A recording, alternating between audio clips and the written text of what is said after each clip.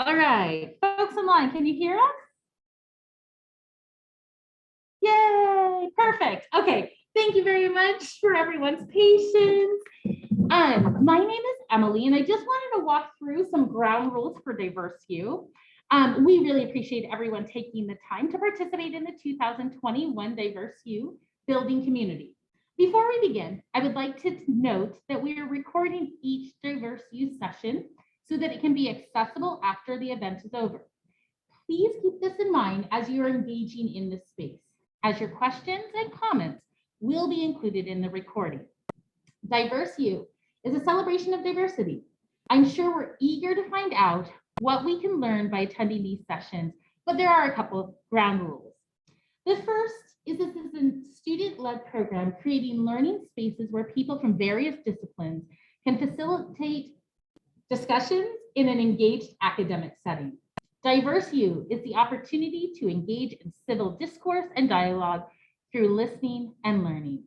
The ground rules are in place to assist our presenters in maintaining dignity and respect in those spaces. So here are a few guidelines for participating in the discussion and how we can better serve and respect the learning experience for everyone involved. Guideline number 1. Communicate direct personal experience and not secondhand experiences. In doing, we rely on I statements. I was affected by an incident where, and I know in my own life experience as examples. Guideline number 2, speak for yourself, not as a representative for any group or any other person along the same idea. Do not single out any person to be an expert in order to speak on behalf of any other group. Just making sure everyone can still hear me. If you wish to reference studies outside your own experience, we invite you to cite academic studies collected from various academic journals and databases available through the Mansfield Library.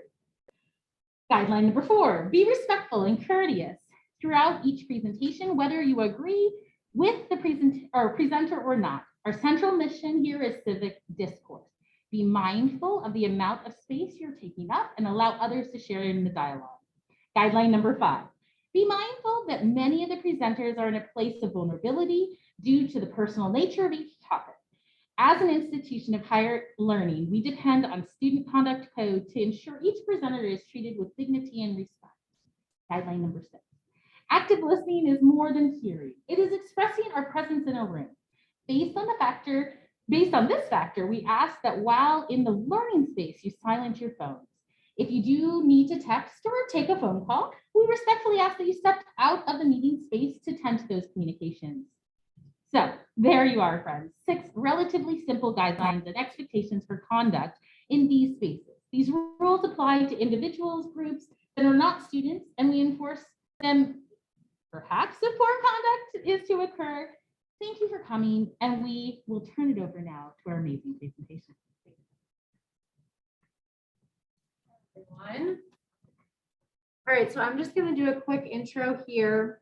Hope everyone can hear me online. If at any point you can't, just let us know. Okay, so today we're going to talk about peer empowerment and threats to harm yourself or others. Since it can be like a triggering topic. If at any point you guys need to step out, feel free. Same with Zoom folks, if you need to mute at any point, feel free. Today we have Emily. She's a doctor and instructor for the counseling department at Department of Education. Nancy Berg is our assistant director for the Montana State School Center, and then Jeff McDonald is our, I'm actually not familiar with your title, but I'm sorry, but he will speak to threats to harm to others. Okay. And Megan is with us from the social work department. Yes, I am. Sorry. Awesome. Yes. So here we are, beautiful UM. Okay, so what is peer empowerment?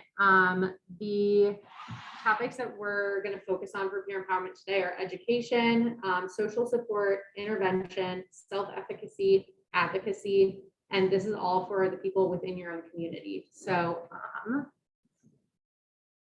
quick overview of what we're going to cover in this session, common signs and causes of emotional crisis, basic skills to respond and support fellow peers, threats of harm to self, suicidality, or threats of harm to others, violence, and then and community resources for those. Do you want? I don't know when you want to jump in. Okay, I'll jump in. Thanks, Megan. Yep.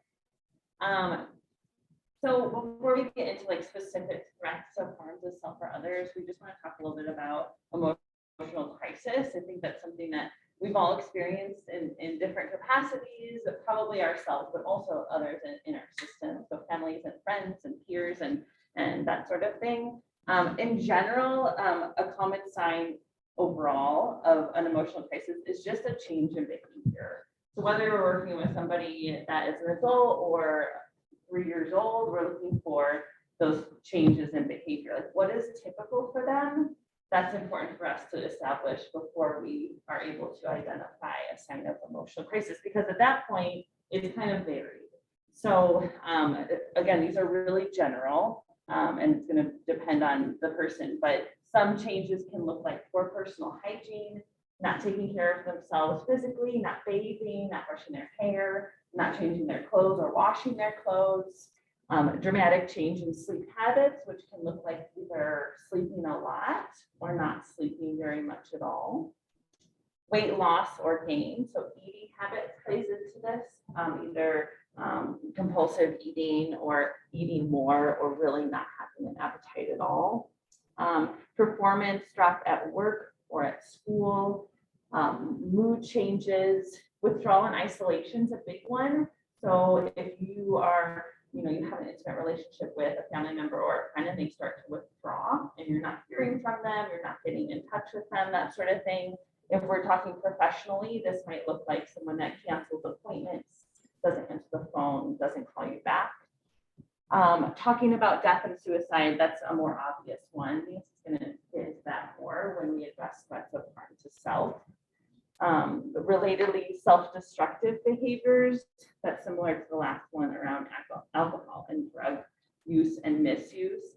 There's a lot of other self-destructive behaviors that could look like risky driving, it could look like promiscuity, that's a different for me to say. This all relates back to that sudden change in behavior. So without knowing somebody and knowing what their baseline is, it's hard to know, like, are they eating less or more? Are they sleeping less or more? Creating that relationship or having that relationship prior is really important when possible. So common causes, there's so many. Typically, it is an upsetting or stressful event that can trigger crisis, work stress, job loss, illness, problems with others. So maybe it's not their stressful event, maybe it's someone close to them in their family or in their friend group. Upsetting news, violent or traumatic events, kind of a more obvious one. And then the last one is important for us in the mental health field, or really in any related health fields. Stopping treatment or medication for a mental health condition is a really big one, especially if it's like a cold turkey sort of just stopping medication. It can also be some sort of secondary or vicarious crisis. So again, something you're experiencing in relation to someone else, personally or professionally. You might be attuned to some of sources of vicarious trauma or stress in your professional field. So this would play into that as well. But it's important for us to think about like societal context too, so like what's happening, elections, COVID, things like that, that can exacerbate or cause some of these events to happen too. So just a couple basic skills. And again, Jeff and Nancy are going to get into these more as we speak specifically to suicidality and violence. So these are, again, basic. Reaching out, sitting down, using active listening techniques. That looks a lot like asking questions, rephrasing what they're saying, seeking clarification. We really want people to be heard, right? So if someone's experiencing an emotional crisis, they don't want to be told what to do. I think we've all been in that situation where like, we're maybe not in crisis, but stressed out and go to somebody close to us for support. And they want to fix it for us. And that's a really common tendency. We want to make things better for people we care about. And what we really want to do is just be there and be present and listen to them and make sure that they feel heard and validated. So you can say things like, I'm here, I care about you, I want to help. Can I help? Ask them their permission. What can I do to help? They may say, I don't know. What if you did know? Or here's some options that I'm thinking about. Empower them as much as possible when they feel helpless and hopeless. Continuing to treat them with respect and dignity. Even if, again, you're working with like a preschooler, someone that is clearly younger than you, or the power differential is just really apparent in that relationship. And the last one is not to handle it alone. Don't hold that information into yourself. Offer assistance in a way that feels comfortable. So if I was supporting my friend Megan and I, suggested that one way I could help support her is to, walk her over to Curry and meet a counselor with her, or whatever is the best option that Megan decides for her situation.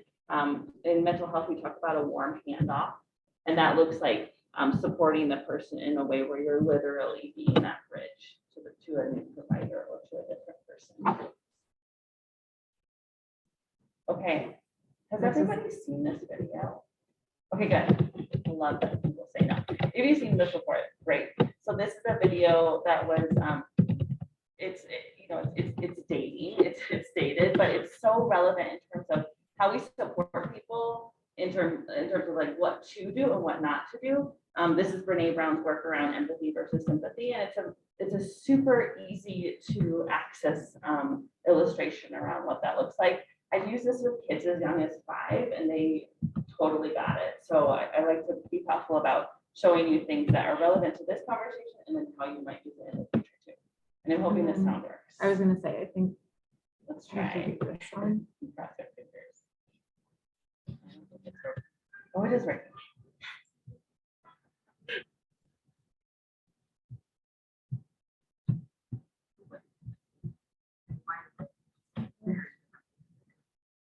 Empathy fuels connection. Sympathy drives connection. Empathy, it's very interesting. Teresa Wiseman is a nursing scholar who studied professions, very diverse professions where empathy is relevant, and came up with 4 qualities of empathy. Perspective taking, the ability to take the perspective of another person or recognize their perspective as their truth. Staying out of judgment, not easy when you enjoy it as much as most of us do. Recognizing emotion in other people and then communicating. It's dealing with people. I always think of empathy as this kind of sacred space when someone's kind of in a deep hole and they shout out from the bottom and they say, I'm stuck, it's dark, I'm overwhelmed. And then we look and we say, hey, I'm down. I know what it's like down here, and you're not alone. Sympathy is, woo, it's bad, no, you want a sandwich? Empathy is a choice, and it's a vulnerable choice, because in order to connect with you, I have to connect with something in myself that knows that feeling. Rarely, if ever, does an empathic response begin with accident. I had it, yeah.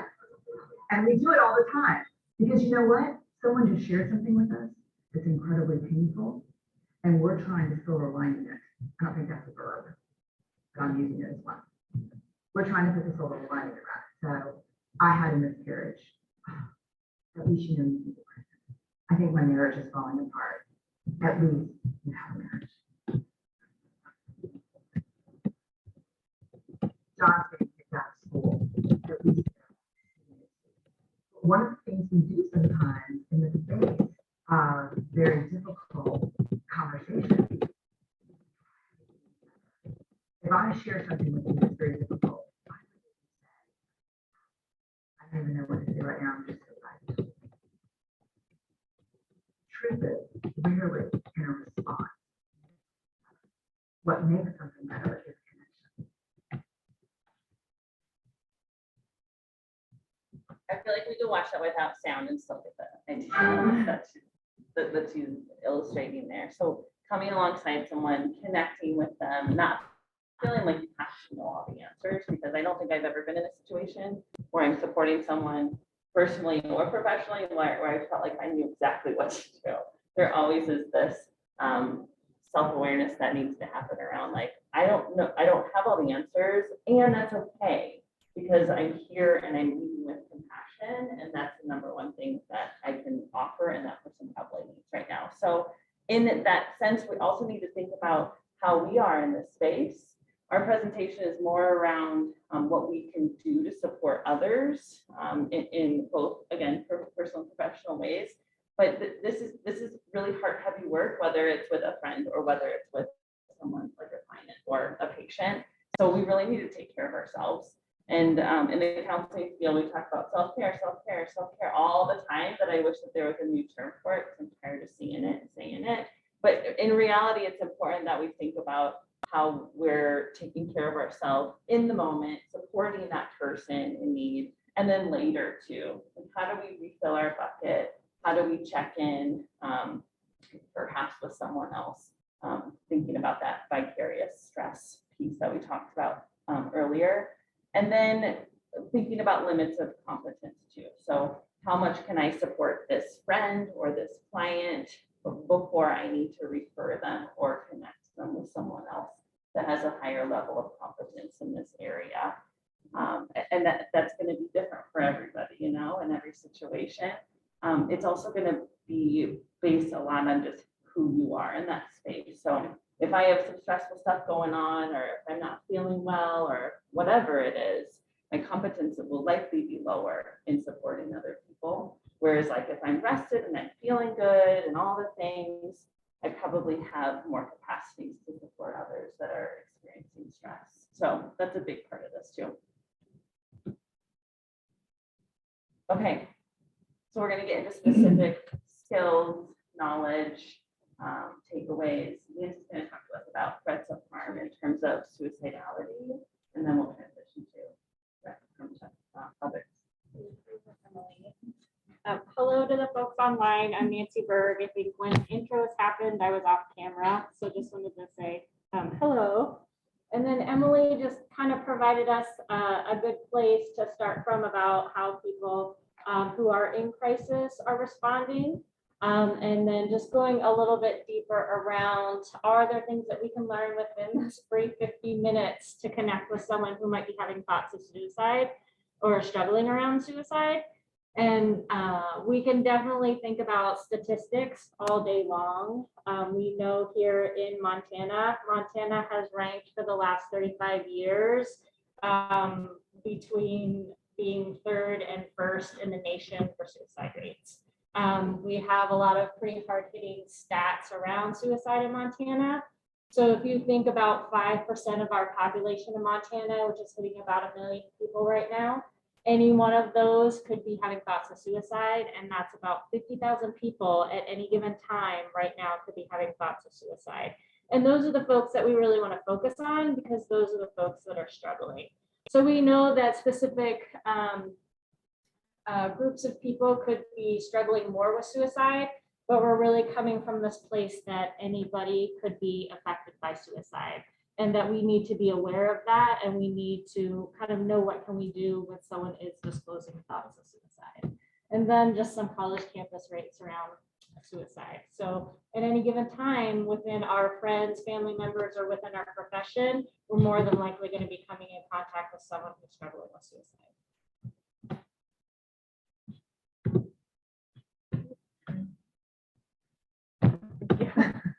So with that, like, what do we do? There's a couple of things that we need to do. And there is more expansive training on this if you're interested in actually going through a course that's a little bit more robust than just the information given here today. We'll talk here at the end of the training about some upcoming trainings that are happening here in Missoula. So one of the things that we can do when we're kind of out and about is really just being aware of suicide invitations. And being aware of suicide invitations is really thinking about actions that we see. And Emily kind of went into that a little bit. So there could be those people that are giving away their possessions. They are kind of withdrawing and becoming moody. So like Emily shared, it's this change. So maybe they were like super active, they were engaged in sports, and now they're withdrawn and not doing that anymore. We're like, what's kind of going on with that? So that potentially could be an action that we see. Then we also have talk that we hear. So through the course of conversation, whether it is someone we're close to, or it could be a stranger, they could be saying things like, you know, I'm just kind of sick of this. I'm done. I don't want to be here anymore. And we could think to ourselves, what do they mean about that?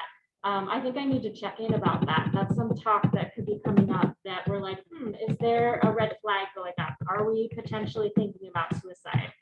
The other thing that we can definitely sense is feelings. Like we can walk into a room and definitely sense when we're sitting with someone how they're feeling. And so they could be like really withdrawn. They could be moody, could be like, how's it going? And they could just be like, fine. And you're like, whoa, what's going on? I'm sensing something here. So we definitely need to engage in that and be willing to explore with that. The other feelings that we could sense is one of those that could potentially throw us off a little bit, where maybe they were struggling and now everything's great, everything's fine, they're wonderful, they're happy. That is a change where you're like, oh, I think they're doing good. And there can be those possibilities where someone has attempted suicide or died by suicide that had that shift to where you're thinking, oh my gosh, they're doing good now. So we need to kind of keep in our mind, let's think about that. And then there are life situations that we learned about. Emily went through that a little bit. And some of those life situations really come up down around loss. Loss of a friend who died, loss of a loved one, just recently moved to a new school, maybe didn't get onto the sports team, maybe didn't get into a school that they wanted to get into, maybe recently was diagnosed with COVID, was healthy and strong, and then are struggling after. So this kind of idea around loss of how they can be physically fit and do the things they are normally doing. So these are all these invitations that people throw out there when they're having thoughts of suicide.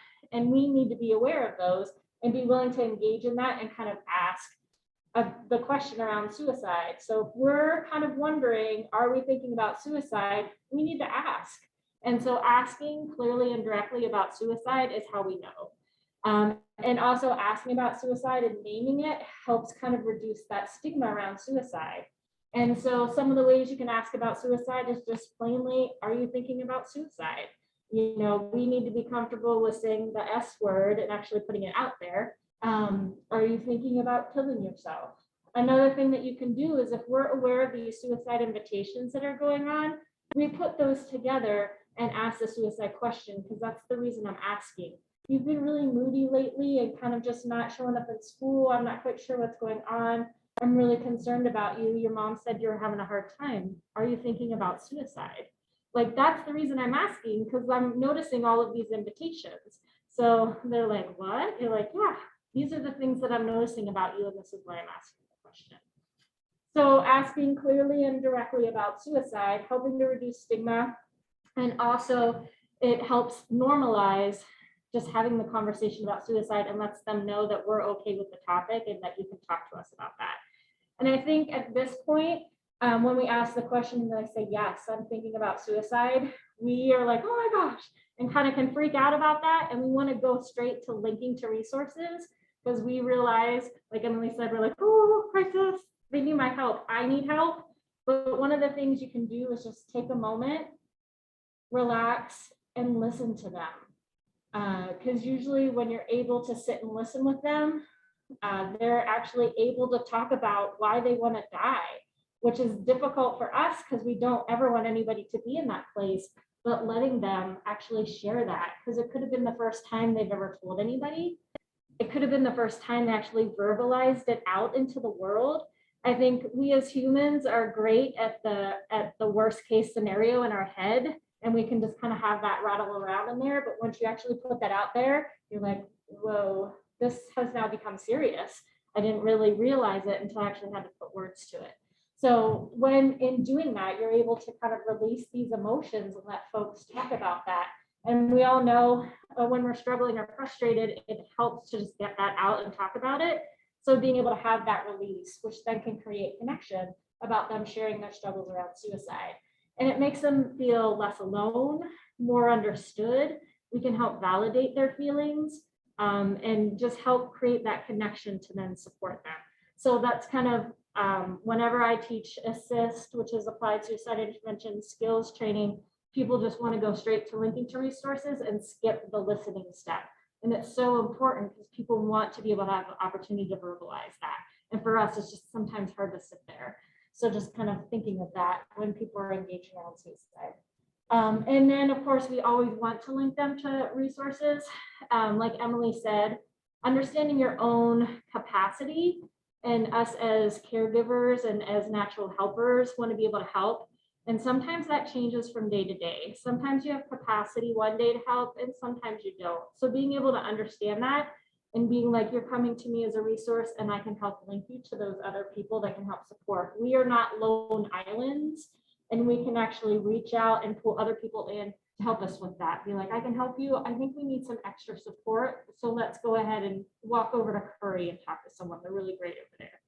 Also knowing we live in Montana. It is very rural. Sometimes we need to engage in calling law enforcement. If someone has initiated the act of suicide or in the process, we need to call 911 because we need to have that medical intervention to kind of help with that. There are also situations where things can be kind of life-threatening for us. So we need to understand where do we sit with that and asking for extra help and calling law enforcement to help with that. We are never leaving them alone, and especially in rural Montana, what does that look like? How can we engage in other supports that are maybe close by to bring them in? Can we go to them or can we keep them with us? Can we stay on Zoom? Can we stay on the phone? Can we stay until someone is actually coming to connect with them? And then really knowing what your community resources are. We all know formal resources, mental health, IHS, the hospital, law enforcement. But what are those informal resources that can also help support safety? How can we keep this person safe for now? Because we know this is going to be additional supports that have to come in for a long-term safety plan. But can we engage in some informal supports to keep them safe for now? And that could be a friend, a family member who can supply that safety and support them. That could be a spiritual leader or an elder that we're engaging with to create that safety. And so I always encourage people to think about, if you're referring out for resources, you should be able to engage in them yourself. So has anybody ever called the 1-800-273-TALK? If not, call it. What is it like to go through the process to actually reach out for that resource? Because if you're giving it to somebody else, you should kind of know how it works yourself. So what happens in the state of Montana is if you're calling the 1-800-273-TALK from a 406 prefix, it's either going to go to the help center in Bozeman, or it's going to go to Voices of Hope in Great Falls. So those currently are the two centers that have been trained to receive calls for the state of Montana. I think Western Montana Mental Health is currently getting trained to then be another call center here in the state. If you're calling from a different prefix, it's going to take you to where that state's call center is intaking. And if both of those lines are busy, it's going to kick you out to the national crisis line. And then if you are a veteran or seeking services for a veteran, you can press 1 on that line, and actually takes you to 2 different call centers in the United States that have veteran service training. So just knowing that's a resource. There's also the text line. You can text MT to 741-741, and they're also trained crisis response workers that are personing that line. It's my understanding that the warm line will be going away because, what is the number? 988. 988 is going to be coming on, but not until July of 2022 nationally. So that'll be the crisis line kind of nationally for mental health services.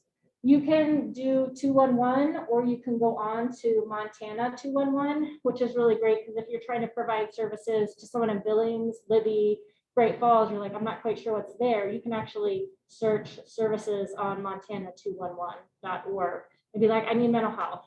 I need reproductive services. I need hospitals. I mean, it would be able to pull up all the information for you for the area that you're looking. And then also knowing mental health service line, and then Curry Health here on campus. Like if you're faculty or staff, you can actually get sessions if you need support and services. And then you're also able to go over and get crisis counseling over at Curry and just kind of walk over there. I think at the end of our presentation, I have a whole bunch of resources that you're all free to take that has even more expanded resources specifically for Missoula. So another slide. And then if you want additional information, the suicide prevention lifeline.org is really great. They actually have some guidelines on when people are starting to disclose on Discord, YouTube, Snapchat, all of those, Twitter. They actually show how you can report that and get support for that person when they're putting that out on social media. And then Project Tomorrow is local to Missoula. It's run out of the United Way, and they're the organization here in the city county area that's promoting suicide awareness and suicide training. So any questions around that? Comments, concerns? Okay, with that, we'll go ahead and have Jeff McDonald, our school safety specialist, talk about that. I'm gonna try. I feel like there's something, the video is not working with. Give me 1 second.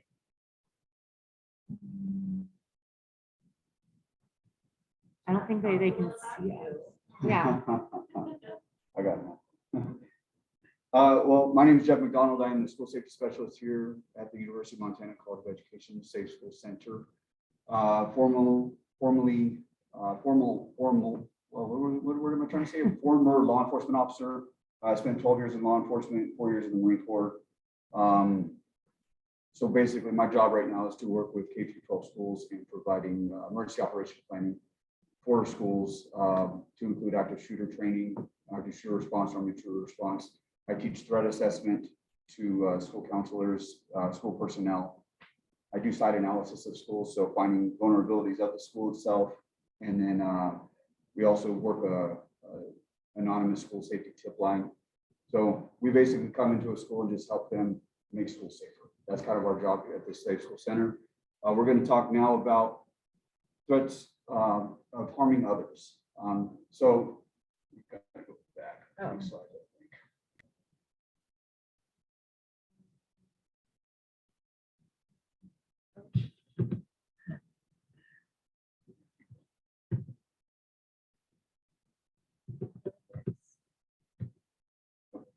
All right, so de-escalation tips, right? Be empathetic, non-judgmental.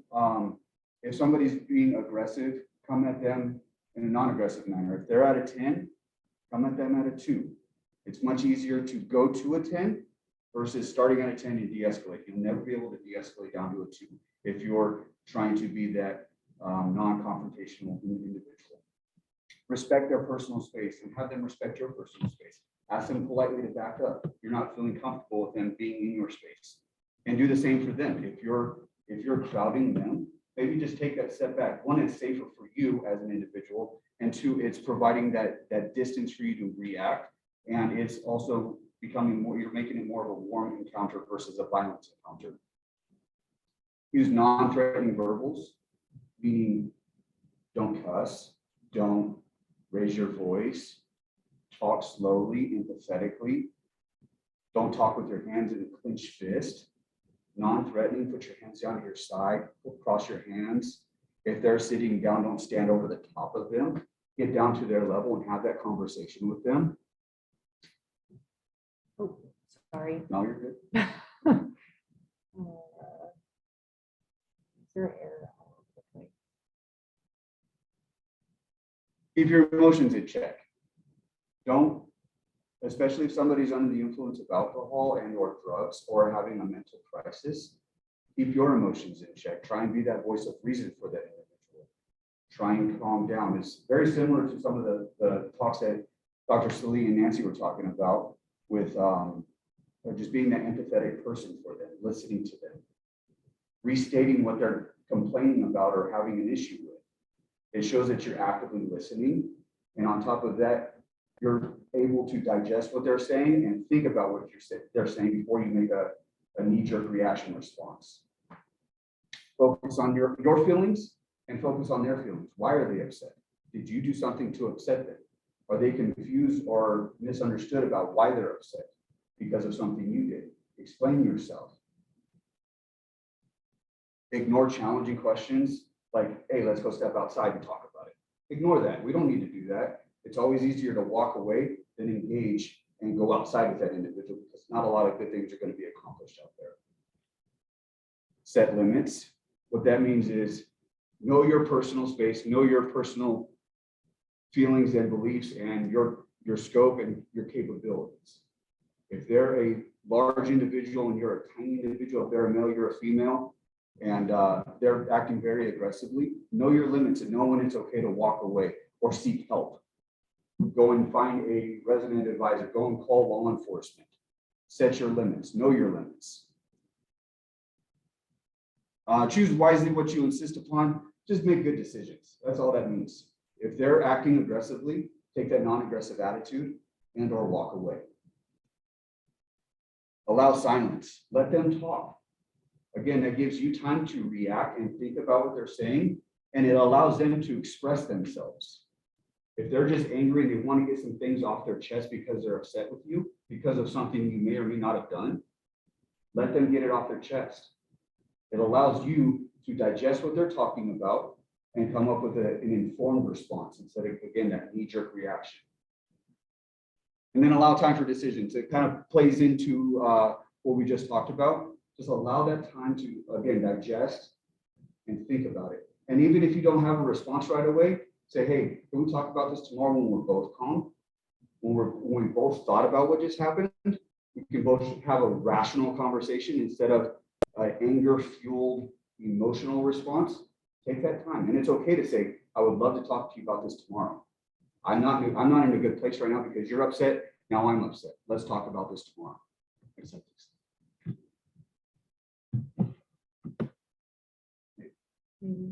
coming. What to do? Listen and lead with compassion. Again, we've talked about that with the previous presenters. Be curious and ask questions. What does that mean? Why are you upset? What did I do that upsets you? Who upsets you? Be curious. Ask those questions. It makes you, one, feel empathetic. Like we talked about with like the whole suicide intervention thing. Are you thinking about hurting yourself? Why? What's going on in your life? Ask those questions. And again, I'm a firm believer in active listening. So giving an abridged version of what they've stated to you, it shows that you're actively listening and you actually care about what they're saying. Safe, proof environments. Don't step outside with that individual if they're in an agitated state or if they're in a threatening manner. Stay in a public place. Or if you're in a private area like a dorm room or a bedroom or something like that, and there's people around and outside in like the living room, excuse yourself from that private place and go to a more public place, especially if there's acts of violence that you're feeling that that individual being aggressive towards you. Potential consequences, like, look, if we get into a fight, nobody wins in a fight, right? We're not MMA fighters, we're not boxers, we're not kickboxers. No one's going to say winner. No one's going to give you a belt to put around your waist. We both lose in a fight in the street. Does that make sense? Address those consequences, right? Look, man, look, babe, look, boyfriend, look, girlfriend, whatever we want to say. Somebody's going to go to jail here. You're going to hurt me. I'm going to hurt you. I don't want to do that.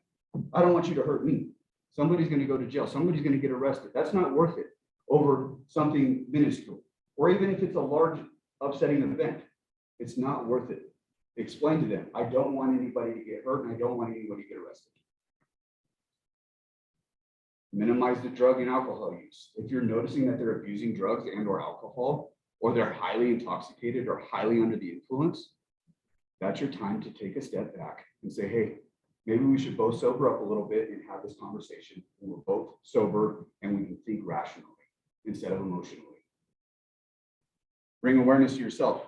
If you're the individual that's highly intoxicated, maybe you need to step back and say, hey, I'm really drunk right now. I need to take a step back. Maybe I need to sleep it off. We can continue this conversation tomorrow. What not to do, underestimate the risk, meaning I think I could take them. Don't have that attitude, right? Because you never know somebody's skill and or ability and their willingness to go to that extreme. Never underestimate somebody's skill and ability. Don't allow yourself to become trapped. Don't go outside with that individual when he or she tells you, let's take this outside and, you know, duke it out or whatever. Don't ever hesitate to call the police. Law enforcement's there, and that is a great deterrent. Look, if you don't stop, I'm going to call the police. That is a great deterrent for somebody to maybe have a rational thought like, hey, I don't want to go to jail because I'm acting like a jerk.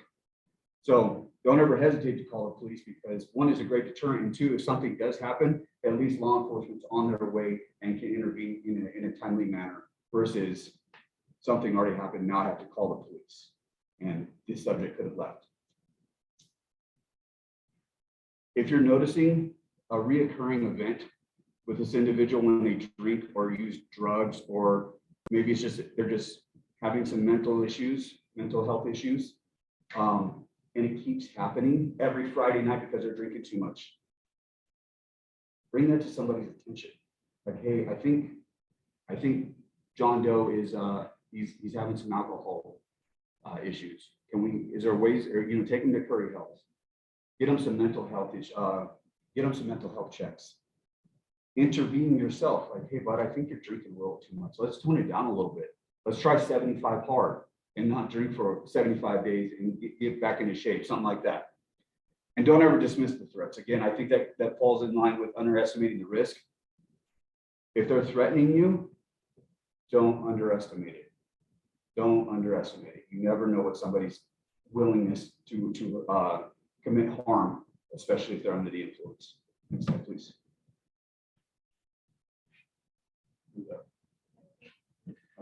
Thank you, guys. Appreciate it. This is just to continue Jeff's conversation around threats, in terms of having access to resources on campus. So if you're privy to information about someone that is threatening harm to either you or other people, the BIT, Behavior Intervention Team, is a really great resource. They're highly professional and trained to support students and faculty and staff in need of that specific support. If you Google Behavior Intervention Team, their website will show up. There's a referral form on there. It's a great way to also anonymously report concerns about others. So that is a great detail to how BIT does their work. You don't have to say, my name is this, I'm so-and-so's roommate, this is what they're saying. You can be anonymous about that as well.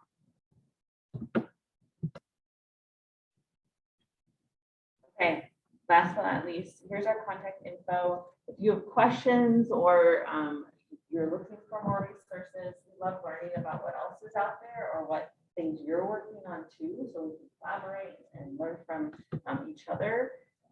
We are in the College of Education, which is that way.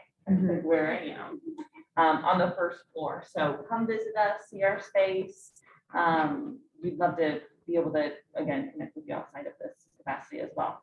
And we're super close on time. I want to be respectful about all y'all's time, but if you have anybody online on Zoom or here in person with any questions or just things you're thinking about, takeaways that you'll be with you and We did share. have one comment in the chat that I'd like to share with people here in person, that someone mentioned that they called for a welfare check on their dad because he was like having bizarre calls and texts. But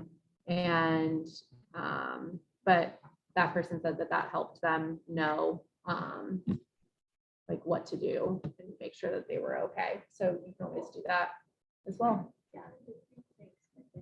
Yeah, so welfare checks, law enforcement can't conduct those, especially if you're stating that somebody's in need of in need because of a crisis event. And law enforcement won't stop. You're not going to just knock on the door and, oh, no one answered, we're just going to leave. They're going to do everything in their power. They're going to make phone calls. They're going to knock on the door. They're going to walk around the building, walk around to the backyard and check and see if, and intervene the best, to the best of their ability. And then they will call you back and give you an update as to their findings and what they're seeing and or hearing. Other thoughts or questions? Well, we'll stick around if people have lingering things they want to check in about, but we appreciate your time and coming in, and hopefully you have some things you can take with you and share and use personally and professionally as well. Thank you. Thank you, guys. Thank you.